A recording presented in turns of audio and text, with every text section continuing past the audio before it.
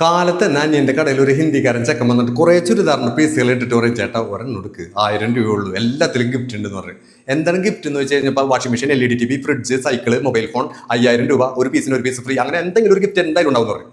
അപ്പോൾ തൊട്ടപ്പുറത്തെ കടയിലെ ചേച്ചിക്ക് ഒരു പണി കൊടുക്കണം എന്ന് വിചാരിച്ചിരിക്കുന്നു. കുറേ ദിവസമായി ഇവൻ നേരെ ആ ചേച്ചിയുടെ അടുത്തോണ്ട് മുട്ടിച്ചു കൊടുക്കും. അപ്പോൾ ആ ചേച്ചിയുടെ കൂട്ടുകാരി അവിടെ ഉണ്ടാവും. അത് പറയും ഇതൊന്നും വലിയ ക്വാളിറ്റി ഇല്ല, ഇത് പറ്റിക്കൽസ് എന്ന് പറയും. അപ്പോൾ അവൻ ചുരിദാറിൻ്റെ പീസ് എടുത്ത് അങ്ങോട്ട് തുറന്ന് കാണിച്ചു കൊടുക്കും.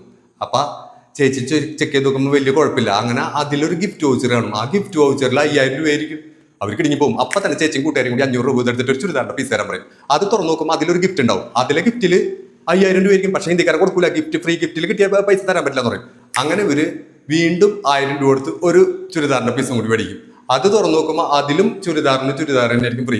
എന്ത് ചെയ്യാൻ പറ്റും? 100 രൂപ പോലും വിലയില്ലാത്ത 4 ചുരിദാറിൻ്റെ പീസുകൾ അവൻ വിറ്റിട്ട് 2000 രൂപ മേടിച്ച് പൂ പോലെ പുഷ്പം പോലെ പാട്ടും പാടി അവൻ അങ്ങോട്ട് പോകും. എങ്ങനെയുണ്ട് ഹിന്ദിക്കാരൻ്റെ ബുദ്ധി?